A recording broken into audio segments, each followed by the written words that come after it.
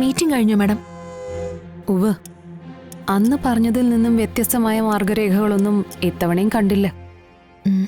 പിന്നെ കുറച്ചുകൂടി കാര്യങ്ങൾ ബെറ്റർ ആയിട്ടുണ്ട്. ഇത്തവണ അവർ പണിയെടുത്തിട്ടുണ്ടെന്ന് സാരം. അതിനിടയിൽ അമ്മ പലവട്ടം വിളിച്ചിട്ടുണ്ടായിരുന്നു. അനു കൂടി ഇല്ലാത്തതുകൊണ്ട് അറ്റൻഡ് ചെയ്യാൻ പറ്റില്ല.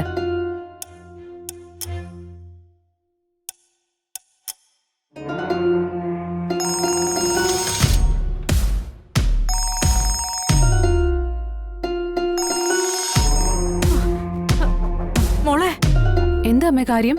കുറെ പ്രാവശ്യം വിളിച്ചല്ലോ. വെടി, നമ്മുടെ ശ്യാമയ്ക്ക് വെടിയേറ്റെന്ന്. എന്താ? ആ ഉപേന്ദ്രൻ അവിടെ ചെന്ന് വഴക്കുണ്ടാക്കുക, തോക്കെടുത്ത് വെടിവെക്കുക, എന്താണ്ടൊക്കെ ചെയ്തെന്നാ പറയുന്നേ. അവക്ക് എന്താ പറ്റിയെന്നോ എത്രത്തോളം മുറിവുണ്ടെന്നോ ഒന്നും എനിക്കറിയില്ല. നീ വേഗം ഇങ്ങോട്ട് വന്നേ, ഇല്ലെങ്കിൽ ഞാൻ ഇവിടുന്ന് ടെൻഷൻ അടിച്ച് ചത്തുപോകും. ഞാൻ ഇപ്പൊ തന്നെ അങ്ങോട്ട് വരാമേ. വേഗം വാ. ഞാനേ ആ രോഹിത്തിനെ കൂടെ ഒന്ന് വിളിച്ചു നോക്കട്ടെ. അനു, വണ്ടി എടുക്കാൻ പറ.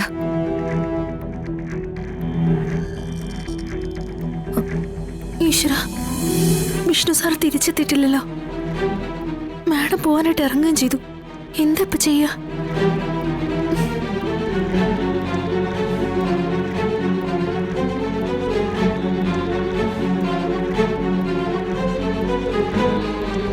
ഈ വിഷ്ണുവേട്ടൻ ഇതെവിടെ പോയിരിക്കുന്നു?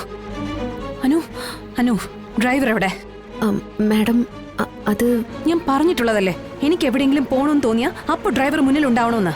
അത് മാഡം പെട്രോൾ അടിക്കാനെങ്ങാനും. കന്നാസിലാണോ പെട്രോൾ വാങ്ങിക്കാൻ പോയേ?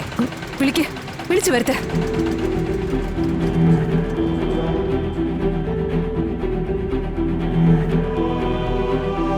അത്യാവശ്യമായിട്ട് ഒരു സ്ഥലം വരെ പോണം.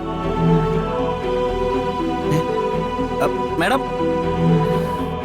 മാഡം, അല്ല ഇതെന്താ? കളക്ടറുടെ ഡ്രൈവറായിട്ടാണ് ശമ്പളം വാങ്ങിക്കുന്നതെങ്കിൽ കളക്ടറുടെ ഡ്രൈവറായിട്ട് തന്നെ ജോലി ചെയ്യണം. അതിനാദ്യം വേണ്ടത് ഉത്തരവാദിത്ത ബോധമാണ്, ജോലിയോടുള്ള ആത്മാർത്ഥതയാ, വാങ്ങിക്കുന്ന ശമ്പളത്തോടുള്ള കൂറ്. ഇതൊന്നും ഇല്ലാത്തവർക്ക് ഈ പണി പറ്റില്ല. ഞാനൊന്ന് പറഞ്ഞു. എനിക്കൊന്നും കേക്കണ്ട. വിഷ്ണുവേട്ടൻ ഇവിടെ ജോലിക്ക് വന്നത് എന്നെ അപമാനിക്കാൻ വേണ്ടിയാ, എന്നെ മറ്റുള്ളവർക്ക് മുമ്പിൽ നാണം കെടുത്താൻ വേണ്ടി.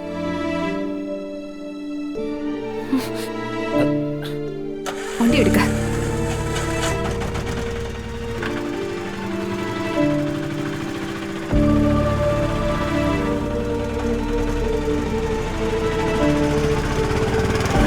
അതെ, വേഗം വണ്ടി എടുത്തോണ്ട് പിന്നാലെ ചെല്ല്.